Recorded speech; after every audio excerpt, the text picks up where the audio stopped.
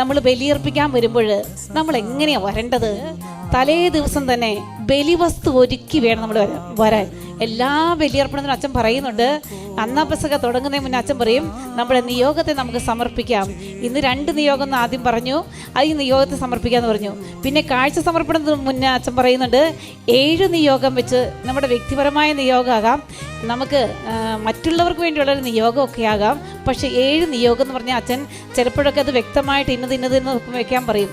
പക്ഷെ നമ്മൾ ബലിയർപ്പിക്കാൻ വരുമ്പോൾ തലേ ദിവസം തന്നെ ബലിവസ്തു ഒരുക്കണം. നമ്മൾ ബലിവസ്തു നമ്മൾ ഒരുക്കുന്നത് എങ്ങനെയായിരിക്കാം? നമ്മളെ വേദനിപ്പിക്കുന്ന സംഭവങ്ങളായിരിക്കാം. അല്ലെങ്കിൽ ഏറ്റവും ആദ്യം നമ്മൾ ബലിവസ്തു ഒരുക്കേണ്ടത് നമ്മളെ തന്നെ സമർപ്പിക്കണം. നമ്മളെ തന്നെ ബലിവസ്തുവായിട്ട് തമ്പുരാൻ്റെ മുൻപിൽ സമർപ്പിക്കണം. ചിലപ്പോൾ നമ്മുടെ ജീവിത പങ്കാളിയെ സമർപ്പിക്കാം, നമ്മുടെ കുഞ്ഞുങ്ങളെ സമർപ്പിക്കാം, അയൽവക്കക്കാരെ സമർപ്പിക്കാം. നമ്മൾ ബലിവസ്തു ഒരുക്കി വേണം നമ്മൾ ബലിയർപ്പിക്കാൻ വരാൻ. Praise the Lord.